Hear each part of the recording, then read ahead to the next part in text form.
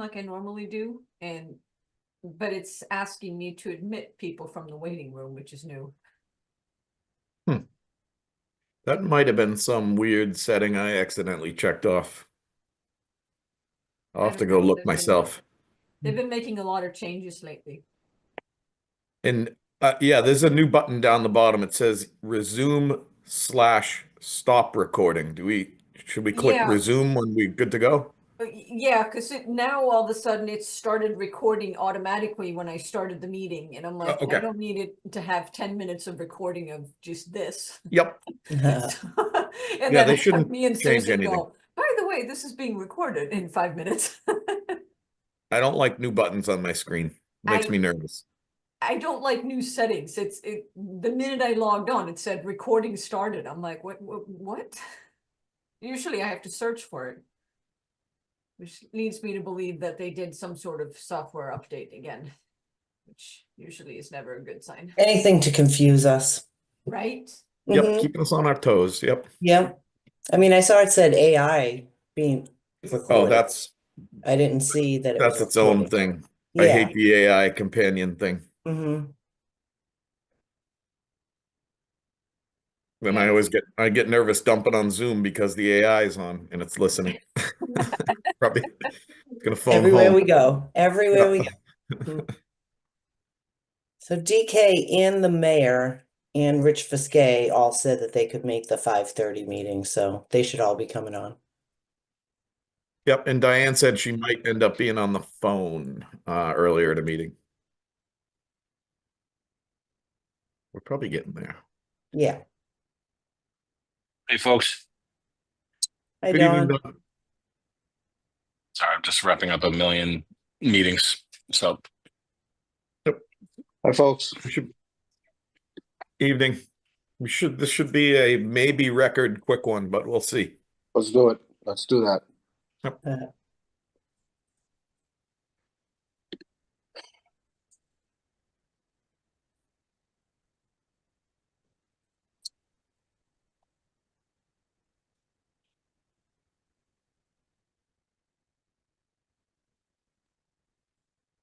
Yeah, it is. It's popping that up for me too, Linda, the waiting room thing. I'm gonna have to poke around in Zoom. Not now, though.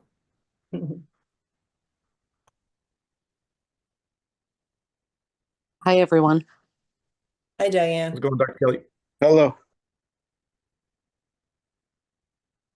I think we're just about. Everyone keeps So moving. with Dr. We have Kelly, a we have quorum. 8. We have Okay. 8.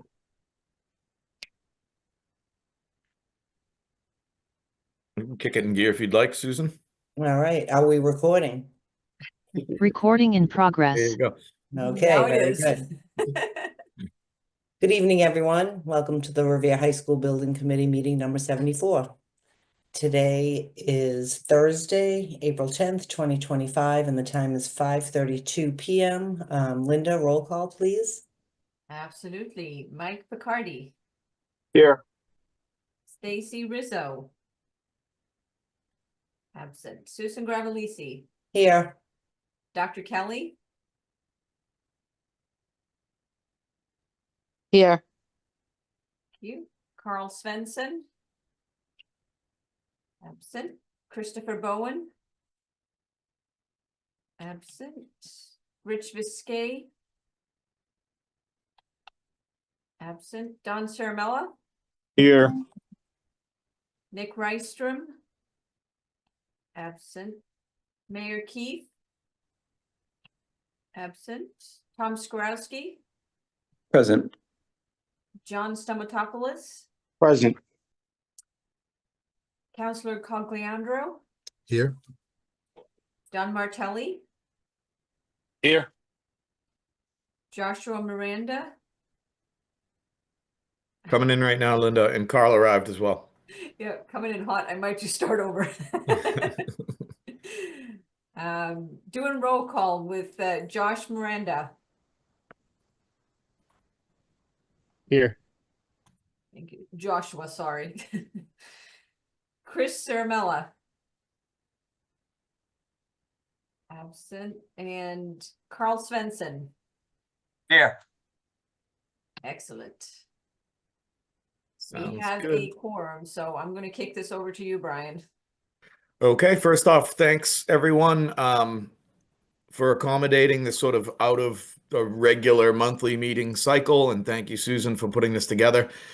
We have two planned budgeted project commitments that unfortunately got to us a day or so after our last meeting, so we didn't get them on there. So we have just two items to cover. We're not going to do minutes. We're not going to do regular invoices. We'll do that all on April 30th. So I'm going to move right into agenda item 2. Both of these two items, as I noted, are financial commitments. They're small contracts that are executed directly with the city. Both of them have budgets. Both of them were anticipated. The first one is about the Passive House project registration. This is basically one of the main programs out there outside of LEAD that has a method of quantifying sustainable elements of the project. It ultimately involves them reviewing documents, sending people on site, verifying that systems got implemented the way systems are designed, and ultimately is one of these accreditation services that these projects go after. This registration fee for this project, a building this size, is $50,150. And it's something, I'm going to scroll down to the budget really quick just to show you folks. This was something we always anticipated. I'm going to try to zoom in to bill against the other project cost line here, which is a $400,000 budget line that to date we have zero commitments against. We'll look at National Grid in a minute. That's going to bill against, and Christopher Bowen's coming in. The National Grid one we'll look at in a minute has always been intended to go against the utility company fee line. So backing out here, does anyone have any questions about Passive House? What this is, etc. One more thing I want to mention is these motions are worded that both of these are contracts that we basically need to sign up and pay. So the motion's worded to allow the city to execute the contract and pay the bill. You're going to see these included on the monthly invoice summary on the 30th, just for record. We use those monthly summaries ultimately to seek reimbursement, and it's cleaner accounting if we put them all on one. So we're asking that you approve execution of this contract and authorize the city and school to pay the pending invoice. Again, both are upfront costs. These folks won't start work until they see the money. Any questions? Brian, I have one. Yeah. Does the Passive House project registration, does that process enable the city to access reimbursement for some environmental grants? I'm not aware of that. It doesn't relate to MSBA reimbursement. LEAD is the one that is required by MSBA. This cost should be eligible. It should get the reimbursement, but it doesn't result in more MSBA reimbursement. I'll definitely follow up to see if it opens up any other grant opportunities. That's what I meant, other grant opportunities. Yep. I'll talk to Perkins Eastman about that. We'll do a little bit of research. I'm not sure the answer to that. Okay, thank you. Ryan, I have a question. It's Don Charmel. Sure. How do they determine the amount of the fee? 50,000? That not amount is a square footage or? It's mostly square footage. Yeah. There's some flat rates to begin with, but ultimately they then pump it up by square footage. And part of how they justify that is more systems. And they actually are, this company, unlike LEAD, will actually send people out. There'll be people walking the site doing some testing. So it's another layer of testing at the end of the job to make sure all these mechanical systems got implemented in the way that that are designed. And this is a relatively new one, Don, as this Passive House and net zero ready buildings have gotten more and more common. Any other questions? If not, I would seek a motion to approve the pass. Sorry, Yeah. Sorry, I was on mute. So if my question is, if we have to have the LEED certification, right? Yep. From MSBA, so what's the point of getting this certification?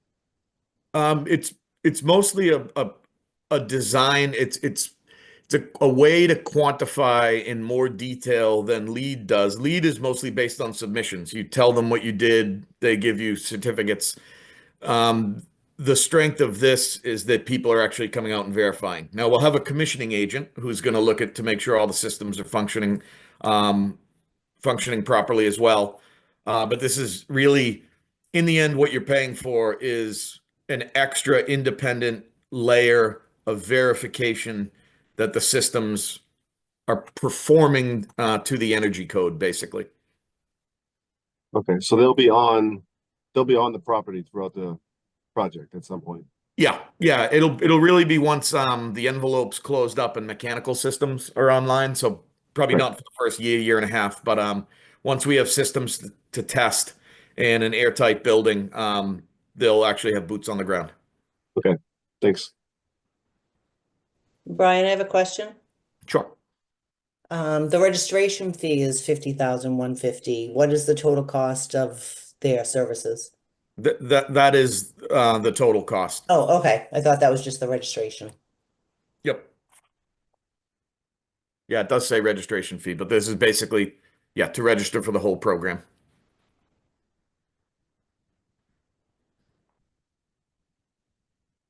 I'll make Any other question? If there's no questions. I don't see any. Motion to approve the Passive House Institute contract to register the Revere High School project for the Passive House program in the amount of $50,150 and to authorize the school/city to pay the pending invoice using approved project funds. Second,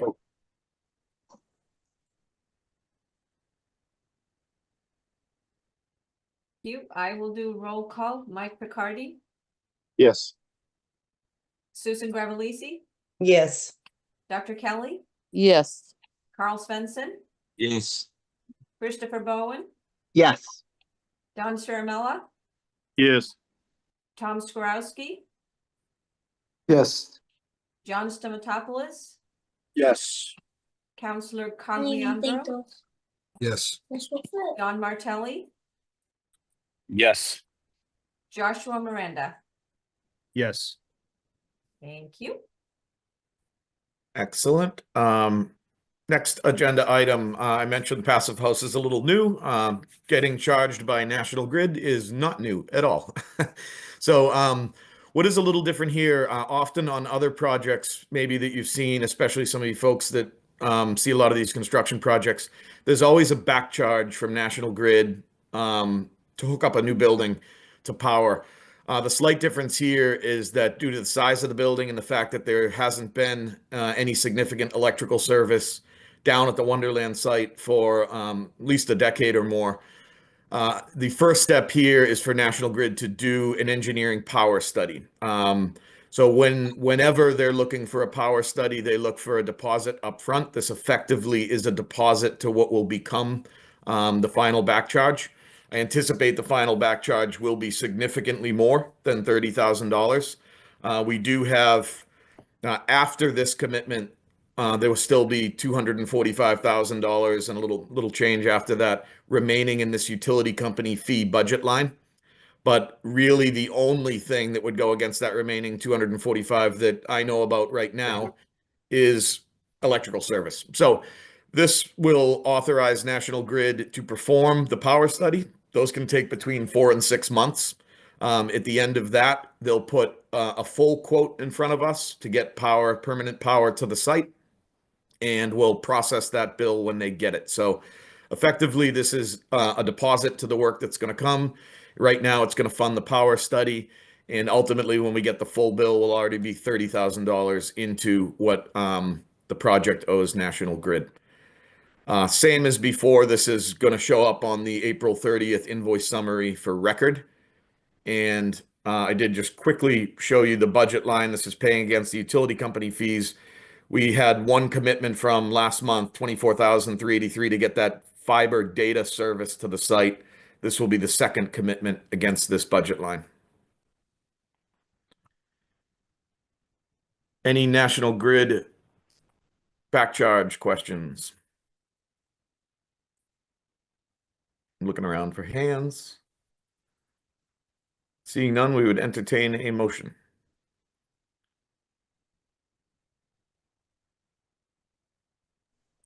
Motion to approve the National Grid contract dated March 31st, 2025 for the initial National Grid back charge of $30,000 to fund the engineering study required, so on and so forth.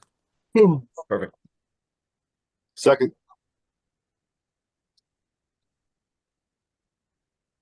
I will do a roll call. Mike Picardi, Yes. Susan Gravellisi, Yes. Dr. Kelly, Yes. Carl Svensson, Yes. Christopher Bowen, Yes. Don Shermella, Yes. Tom Skorowski, Yes. John Stomatopoulos,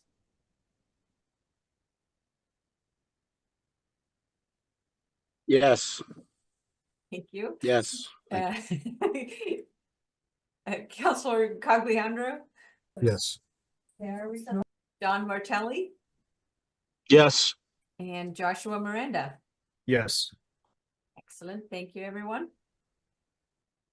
Okay, we'll go quick to public comment. Is there any public comment, name and address for the record? If so, I don't see anybody. Last call, public comment. Any new business from the committee? Keeping in mind, we'll be meeting on April 30th, for our regular monthly meeting. No new business, we would seek a motion to adjourn then. Motion to adjourn. Second. See you in Right, again, November. thanks, folks. Thank you for your time. Okay. We're good. Have a good night. Bye. Thank you very you. much, everyone.